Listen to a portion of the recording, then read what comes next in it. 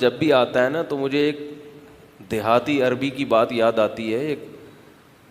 ایک عربی تھے بالکل ہی سیدھے سادے, وہ آیا کرتے تھے. اصلاً وہ پاکستانی تھے مگر سعودیہ میں ہی پیدا ہوئے, تو اصلاً بلوچی تھے وہ. تو نہ انگلش آتی تھی نہ اردو. تو اس وقت علماء کے باڈی گارڈز ہوا کرتے تھے. تو ایک گن مین کو دیکھ کے انہوں نے مجھ سے پوچھا یہ کیا ہے. میں نے کہا یہ باڈی گارڈ ہے. تو وہ دوسرے کو جا کے بتا رہے تھے کہ ان کے استاذ کا گاڑی بارڈ بھی ہے. ٹھیک ہے, گاڑی بارڈ. جہاں بھی وہ لفظ نکالتے تو باڈی گارڈ کو کیا کہتے, گاڑی بارڈ. تو جب بھی میں یہ باڈی گارڈ کا لفظ استعمال کرتا ہوں تو یہ گاڑی بارڈ ہی ذہن میں آتا ہے. ایک اور عربی تھے انہی کے دوستوں میں, ایک دن مجھے آ کے کہتے ہیں مجھے پشنوب آ رہا ہے. پشنوب, پیشاب کو کہہ رہے تھے پشنوب. میں نے کہا اتنی مبارک چیز آ رہی ہے آپ کو, اتنی تجوید کے ساتھ آ رہی ہے. تو یہ زبان جو ہے نا, جب کوئی دوسرا آدمی کوئی دوسری زبان بولتا ہے تو بیچارہ بالکل ہی اس کا ستیہ ناش کر دیتا ہے. ایک دن ایک عربی تھے, وہ وہی تھے یا کوئی ان کے دوستوں میں سے ہوں گے, کہنے لگے یہ لسبیلہی چوک کدھر ہے. لسبیلہی چوک, لسبیلا چوک کو بول رہے تھے.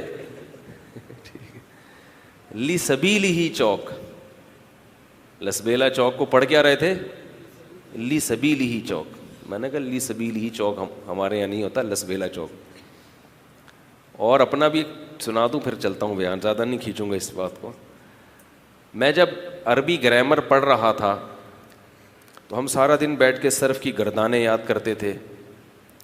اس وقت ایم کیو ایم حقیقی کا دور تھا. ایم کیو ایم حقیقی جو تھی نا, وہ آفاق احمد کی جو جماعت تھی وہ بڑی عروج پر تھی, نئی نئی بنی تھی وہ. تو ہم سارا دن مدرسے میں رٹے لگاتے رہتے تھے, عربی سیکھتے تھے, اس کے وکیب سے یاد کرتے تھے. تو ایک دن میں مدرسے سے نکلا تو میں نے ناظم آباد کی دیوار پہ لکھا ہوا دیکھا ویلکم آفاق احمد.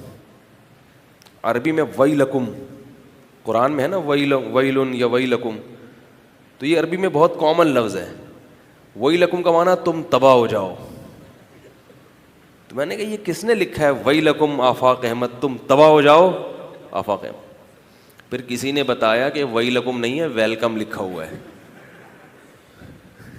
ٹھیک ہے, لیکن ہم پر چونکہ وہی سارا دن پڑھتے رہتے تھے تو ویلکم کو ہم نے کیا کر دیا, ویلکم. نے کہا یار یہ ویلکم کیوں کہہ رہے ہیں.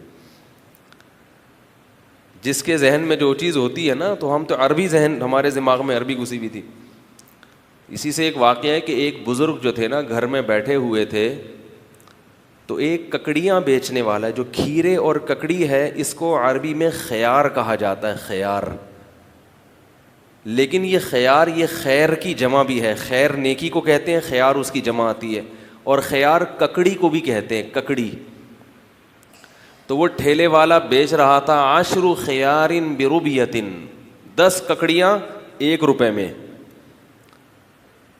تو یہ بزرگ گئے اور کہا کہ 10 نیکیاں 1 روپے میں بیچ رہے ہو, میں ایسی 100 نیکیاں لینے کے لیے تیار ہوں. اس نے کہا نیکیاں ٹھیلے پہ کون بیچتا ہے, ککڑیاں بیچ رہا ہوں. تو انہوں نے کہا کہہ تو یہی رہتے 10 خیار. تو اب ان کو ہر وقت نیکی کی حرص تھی نا کہ کہیں سے نیکیاں مل جائیں, تو وہ ان کا ذہن کدھر جا رہا ہے, نیکی کی طرف جا رہا ہے. خیر, تو گاڑی بارڈ